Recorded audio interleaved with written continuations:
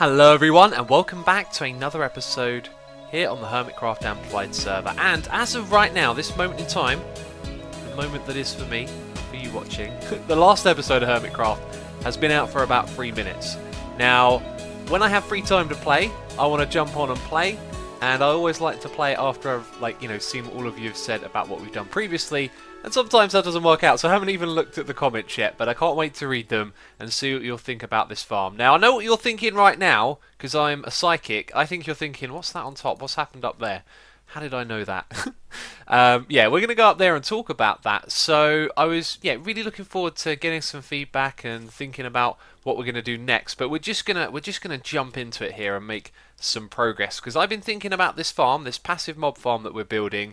And I can't help but feel that maybe it's not big enough and that we should make some changes now before it's too late. And the next thing we're going to do in this episode is build a wall around the entire thing. So it would make sense that if we wanted to expand it, that we should expand it outwards before we do that. So I've added in, what is it, the fourth? Yeah, the fourth layer around the outside here. Doesn't have any lighting at the moment. Got to figure out the pattern and then put it in place. And I think I'm actually due to knock these blocks out. Yes, I am. You can see that because there's dirt underneath. And the grass has spread over now as well, so that works out pretty well.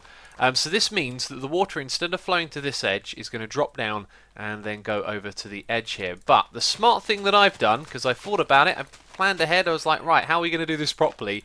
Is I've done it at the top floor, because if we were to start from the bottom and work our way up, it's going to take a long time to place all these blocks. You heard me talk about it last time, just how long it took to build all of that. It was hours, and there'll be hours more now that we're going to expand it. So my thoughts were, if we add a platform down here, then the animals that come off of the top are going to fall down and land on it, and they might not land in water depending on how we set up the flushing mechanism. So if we start from the top, they're going to fall down this edge over here. Now at the very bottom, what we're going to have is a big flushing system that leads all the way into the middle, so it means water streams will actually be underneath this area as well. So the ones that come out all the way to the edge will fall down and land in the water, and so will the ones from the other floors. So all of that works out pretty smart. Now I'm going to come back up here and continue doing all of this in a moment. We're going to head back down there now actually, because we've got to figure out where we're going to start building this water system and how deep it's going to go. Well, we're not going to do all of that right now, because that will sort of figure itself out as we build it. But it looks like we've got plenty of space here, so we're probably going to leave the same amount of space that we have between each floor, which I think is 3 or 4 blocks. It's probably 4, because we've got a redstone torch thing. What would you call it? A tower? You know what I'm on about. And so that would be every 4th block that it powers the dispenser. Yeah, so we should probably leave at least a gap of 4, maybe make it 1 or 2 more blocks, and then that way, when the water streams come in, hopefully the horses won't take any more damage on them. But then what we've got to figure out is where the edge of this is. So all I've got to do is really look directly upwards, stand here, make sure that's directly in the middle, and this is going to be it right here. So when the horses get pushed out to the edge, and can you hear it? I don't know how loud the game sounds are in the video, but there's like zombies in the caves underneath here just groaning away. I've got a feeling perhaps some of them have picked up items and won't despawn, because I can always hear them. Anyway, we want to have like a nice big gap for the water stream, so the water stream will actually start all the way out here. So this thing, if it wasn't big enough already, we're making it bigger and we're expanding it outwards as well. Now if that's enough space, I don't know, but just looking at it, it kind of feels like plenty. I can't help but feel that a horse will take up about that much space at the most, which means we could probably bring it in by a block if we wanted to. So let's remove those two and just try and visualize, because what we're placing down here, by the way, is the wall that's going to go on the outside. Now that is a little bit narrow. I think it will be fine, to be honest. I reckon we need to make things a little bit easier for ourselves. We're building a massive project. Let's go with that right there. That's going to be the gap that we have around the edge. So this needs to become a giant wall that goes all the way up to there. What we're going to build it out of, I don't know. I obviously want to add some shape and make it look interesting. And the scale that we're building on here is massive, so how we're going to pull that off, I'm not sure. I've got a feeling I might end up on the Plot World server, which is play.xisumavoid.com, by the way. Someone always asks. And I'll probably do a little bit of building on there and figure something out, because this thing's going to be massive. Just picture it right now. And the mobs are spawning because the light level is lowering, I think. So I'm going to go hop in a bed. Anyway, yeah, that's what I'm up to. So I'm going to go up there and finish that floor, put in some glowstone, maybe do one or two more of those as well. And then we'll start work on this channel with the water and building the walls around the outside.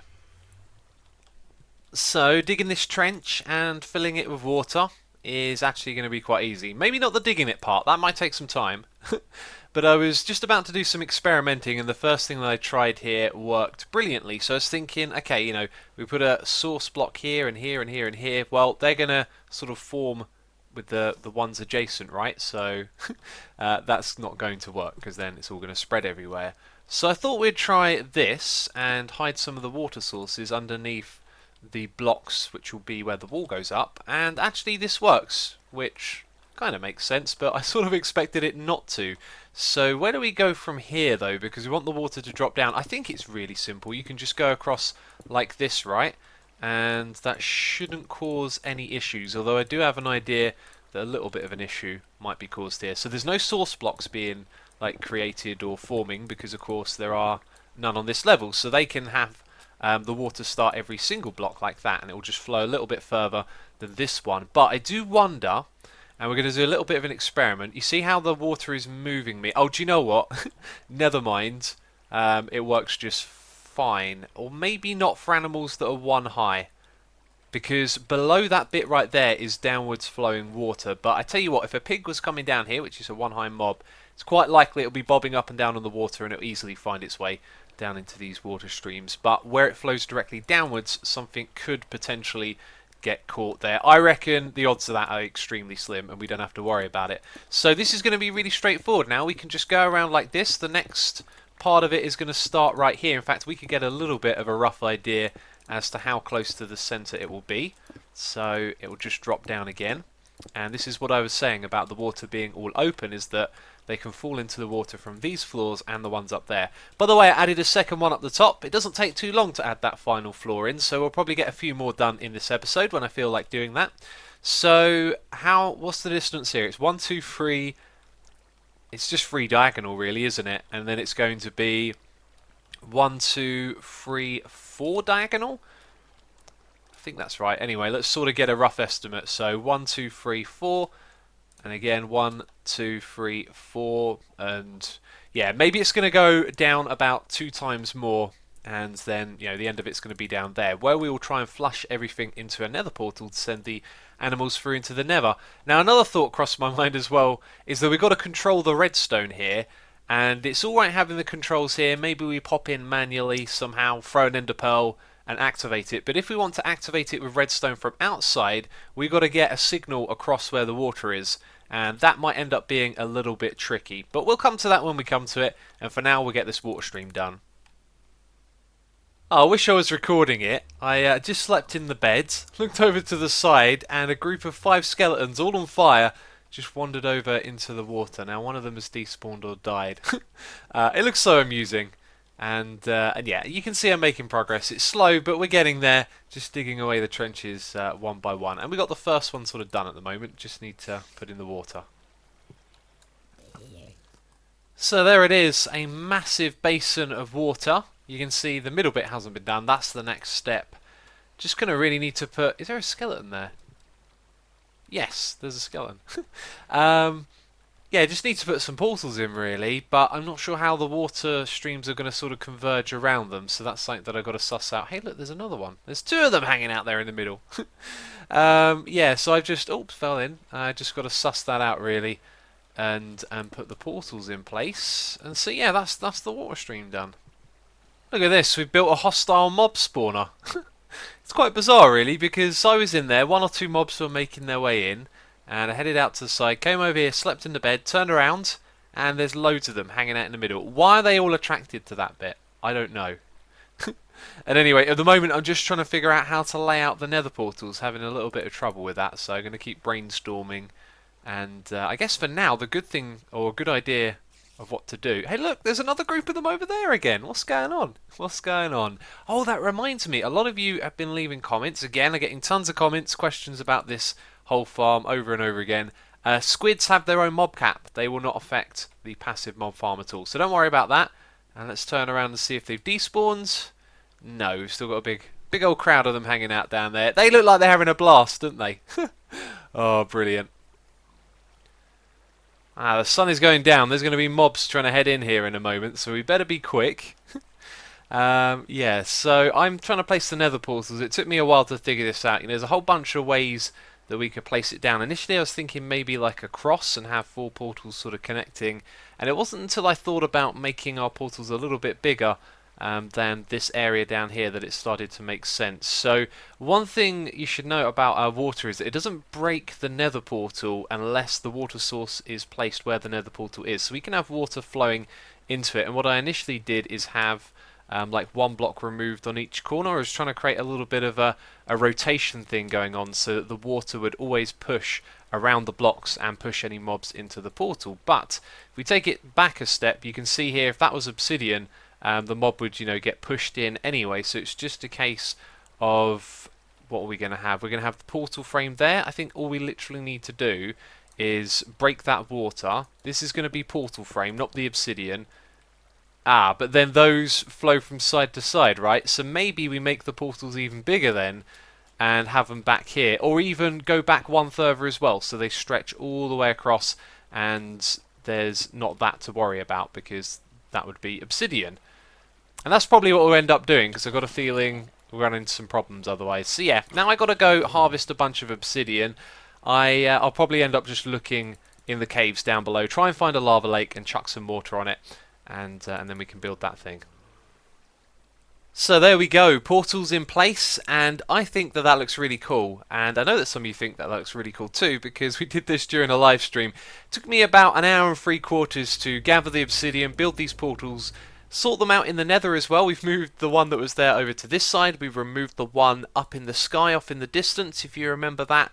And it shows you this game takes a fair while to play. But we were also chatting as well while we were streaming, and so now this has all been hooked up. Let's pop down there. This is the way that the mobs are going to get pushed into the portal, and let's talk about, while we're here, the water, because a lot of people on this stream expected the water to break the portals and for this to not work.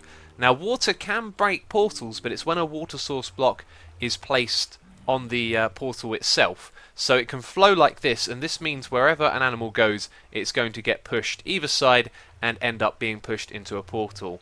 Now I've still got a little bit of work to do here, like filling in the backside so they don't get pushed all the way through it, which I don't think they would because they go through instantly. And that's kind of what I was expecting to see, because at night the thing is like a mob spawner. and this is the little area that we've sort of sorted out for the animals to come through. And it needs some more work. For example, we need like an encaged area here to keep all the animals inside one area, and then that portal over there is going to hook up with the other one that I showed you, by the way. So there'll be more work to do here in the nether, but we're going to go around the corner and up the ladder because I wanted to talk about what we talked about in the stream. And we're out of food.